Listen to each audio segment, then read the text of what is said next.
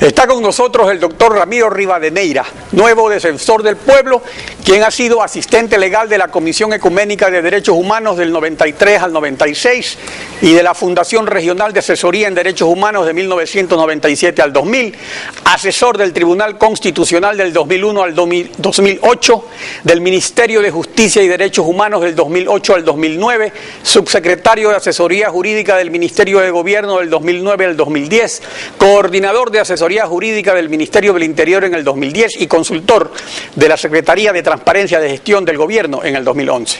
Doctor, buenos días, bienvenido a Contacto Directo. Buenos días, señor Pinargote, le agradezco mucho la invitación a Ecuavisa y buenos días también a toda la ciudadanía. Para tener este diálogo estoy dispuesto a escuchar. Doctor Rivadeneira, la labor de la Defensoría del Pueblo no es fácil y lamentablemente no se ha hecho sentir hasta ahora, pese a que el artículo 215 de la Constitución le ordena emitir medidas de cumplimiento obligatorio e inmediato para la tutela y protección de los derechos humanos. Con su experiencia, porque por eso yo me permití leer sus antecedentes, usted es una persona que es experta en la materia. ¿Cómo cree usted que se debe reforzar la Defensoría para que se cumpla lo que manda la Constitución? Muchas gracias, Alfredo. Efectivamente hay una nueva disposición en la Constitución sobre dictar medidas de cumplimiento obligatorio como competencia de la Defensoría del Pueblo, pero aquí vale la pena decir que la Defensoría actualmente continúa funcionando con una ley que corresponde a los años 90. Esta ley fue creada básicamente con el fin de que la Defensoría del Pueblo haga observaciones en los casos de derechos humanos, pero que no tenga medidas de cumplimiento obligatorio. A mí me parece que actualmente hay una discusión en el tapete que tendrá que resolverse con la nueva ley en el legislativo que determine las competencias exactas. Mientras tanto, nosotros tenemos que esperar ciertamente la viabilidad que dé el legislativo, la ley, a las competencias que señala la Constitución. Pero vale la pena decir también, Alfredo, ¿existe ya ese proyecto de ley? ¿Lo ha elaborado la Defensoría? ¿Está en discusión ya en la Asamblea? ¿En qué estado se encuentra? En realidad existen dos proyectos de ley actualmente, uno que ha sido elaborado por el Ejecutivo a través de SEMPLADES, tengo entendido, que da un marco general a la función de transparencia y control social. Existe otro proyecto de ley también que ha sido elaborado desde la Defensoría, que da ya un marco más específico a sus competencias. Actualmente el legislativo tendrá que discutir y aprobar estos proyectos de ley. Nosotros esperamos participar coordinadamente del Estado para encontrar en la legislación lo que sea más conveniente para la ciudadanía. Doctor, el presidente de la República el sábado pasado se refirió al apoyo que dará la Defensoría del Pueblo de la siguiente manera, veamos. Almuerzo privado, compartir un momento de confraternidad.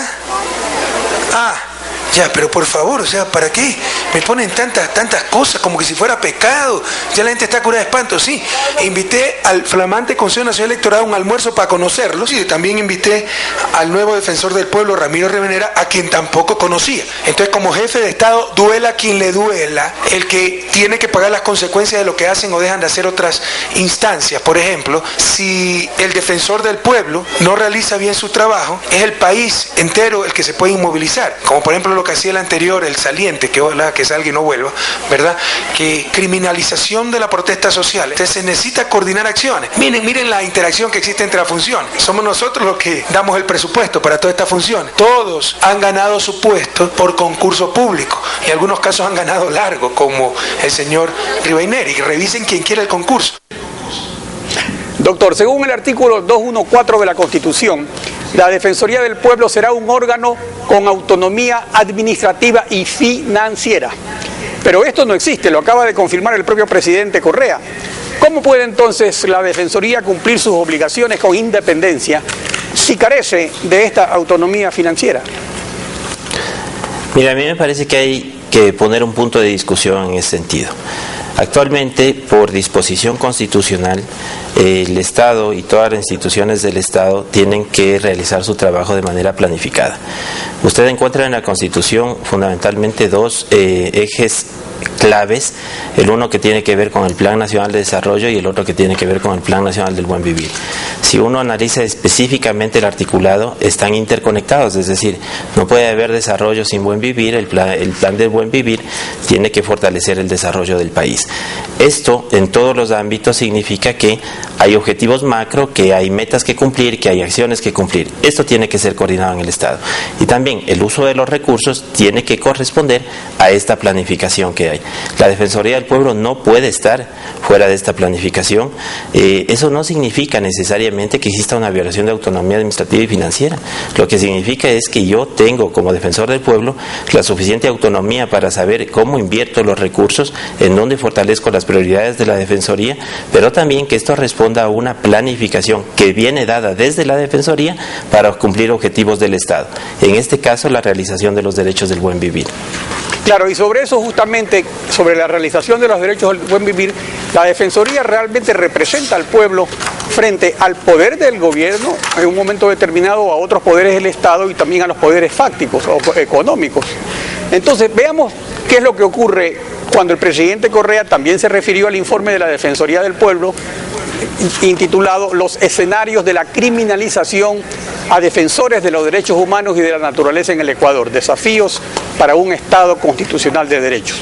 En este informe, en las páginas 53 y 54, capítulo de las conclusiones, se señala que actualmente existe en Ecuador una política de criminalización de la protesta social que se evidencia en tres elementos concurrentes. A, intencionalidad del Estado. B, acciones de diferentes funciones y organismos del Estado. Y C, en acciones sistemáticas, donde destaca la aplicación del capítulo de sabotaje y terrorismo del Código Penal en contra de los defensores de los derechos humanos y de la naturaleza. Entonces, esto es algo concreto dentro de la Defensoría. ¿Qué acciones tomará usted al respecto para la implementación de este plan, de este informe o las recomendaciones de este informe? Efectivamente existe un informe que fue elaborado y dado por la anterior administración de la Defensoría del Pueblo, por el doctor Fernando Gutiérrez. Yo en estos días que tengo de trabajo he revisado este informe y algunos documentos más, y a mí me parece que existen elementos que tienen que ser considerados también como parte de un informe en este sentido. Hay conclusiones que ciertamente son fuertes en tanto se plasman en un momento en donde tenemos que fomentar el diálogo, y no ayuda a fomentar el diálogo ciertas afirmaciones que hace el informe y que yo creo que tuvieron que ser mejor elaboradas y tener más fundamentación y tener mejores elementos de análisis. De ahí que yo considero que la Defensoría del Pueblo actual en mi administración tiene que hacer una revisión del informe para poder darle al país y a las instituciones del Estado un documento que nos permita entrar en el diálogo para alcanzar soluciones verdaderas a la situación de la protesta social y a las situaciones de la violencia que han venido dadas también por la protesta social. Claro, justamente a usted le correspondió como asesor jurídico del Ministerio del Interior, también del Ministerio de Justicia y Derechos Humanos, de alguna forma participar en una fase de este proceso que señala el informe. Pues el informe señala que es en los últimos 4 años donde se ha producido este proceso de criminalización de la protesta social. Entonces, de alguna forma, ¿cuál fue su experiencia como asesor? Porque no necesariamente los organismos del gobierno ejecutan lo que dicen los asesores. Por ejemplo, cuando se producieron estas situaciones sobre la aplicación de sabotaje y terrorismo, cuando se puede aplicar el capítulo que defiende la seguridad interior del Estado, ¿cuál era su criterio al respecto? Siempre he tenido el mismo criterio, independientemente de en las funciones que elaboraba en el gobierno, primero en el Ministerio de Justicia y Derechos Humanos y segundo en el Ministerio del Interior. Siempre he tenido el mismo criterio. La defensa de la Constitución, los derechos de la Constitución tienen que protegerse. La protesta social es un derecho que tiene que fomentarse como forma de participación, aunque bien es cierto que tendemos que tender a otras formas de participación que nos permitan ser más incluyentes y hacer propuestas integrales para alcanzar soluciones. Eso es lo primero. Lo segundo, también como funcionario del gobierno, siempre he creído que es necesario fomentar la seguridad de la ciudadanía y fundamentalmente no permitir acciones que de violencia, básicamente acciones de violencia o acciones que atenten contra la ley. Yo creo que aquí hay un juego político, si se quiere, que tiene que conjugar las dos cosas: la participación de los derechos, la libertad de los derechos, pero también el control que tiene que haber para la ciudadanía, en general para todas las personas. Así que mi opinión no ha cambiado desde entonces, y yo creo que estamos en un momento en donde tenemos que fomentar el diálogo, la confianza entre las instituciones, las personas, para poder alcanzar desde el aspecto normativo y también desde las políticas públicas las mejores formas de protección de los derechos. En este caso, el de la participación social a través de la protesta social como un derecho, pero sin permitir situaciones de violencia. Justamente sobre la cuestión normativa, la Constitución declara la supremacía de los tratados internacionales de derechos humanos y su directa e inmediata aplicación, lo cual también consta en el Código Orgánico de la Función Judicial en el capítulo sobre los principios generales. Esto implica que ni siquiera sería necesario derogar o reformar disposiciones inconstitucionales del Código Penal. Pero esto no se cumple, pese a que es una obligación del Estado, cuyo principal responsable es el presidente de la República como jefe del Estado, pues son obligaciones del Estado ecuatoriano en el ámbito internacional. Y ahí es que como jefe de Estado interviene el presidente y se supone pues que se tiene que tener ese apoyo. Claro que es difícil conjugar esas dos cosas en el asunto mismo de la seguridad interior del Estado y del sabotaje y del terrorismo.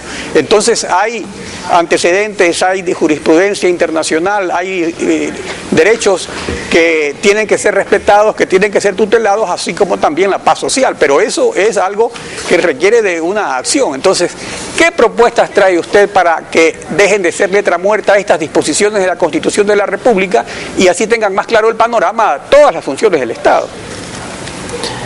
Mire, cuando se tienen los conceptos claros, yo creo que es más fácil trabajar coordinadamente con las instituciones del Estado, que es lo que nosotros como Defensoría del Pueblo esperamos hacer. En primer lugar, a mí me parece que han existido en el Código Penal, de hecho todavía están vigentes algunas normas que tienen que ser observadas, vigiladas, reformadas, y que fundamentalmente, como usted lo ha dicho, tienen relación con el sabotaje y con el terrorismo, y también con el hecho de no obstruir vías. Pero tenemos que dar respuestas normativas, de alguna manera tenemos que dar respuestas normativas a los derechos.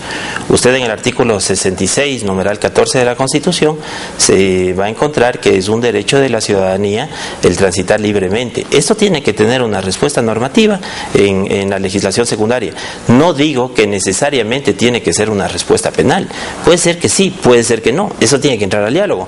Pero tiene que tener una respuesta normativa el hecho de que no se permita el libre tránsito a las personas. Por ejemplo, yo creo, he revisado también el Código Penal Integral que actualmente está en la Asamblea, sobre el que esperamos tener una participación activa, y me parece a mí que ya los delitos de sabotaje y de terrorismo, que evidentemente tienen que existir en un Código Penal, pues ya se han limitado ciertamente a establecer de manera más clara estos conceptos. Bien se puede discutir, por supuesto, y me parece también que se está dando una respuesta penal al hecho de obstaculizar las vías de tránsito, y creo que aquí también hay un punto de discusión para saber si esa es la respuesta normativa, la penal, la que tenemos que dar a estos hechos, pero también analizando las diferentes situaciones que se pueden presentar en la sociedad con respecto a este tipo de conductas.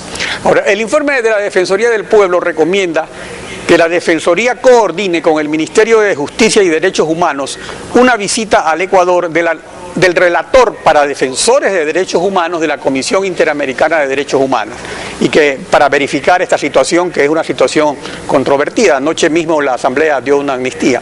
¿Estaría usted de acuerdo con esta visita del relator de la Comisión Interamericana para los defensores de los derechos humanos?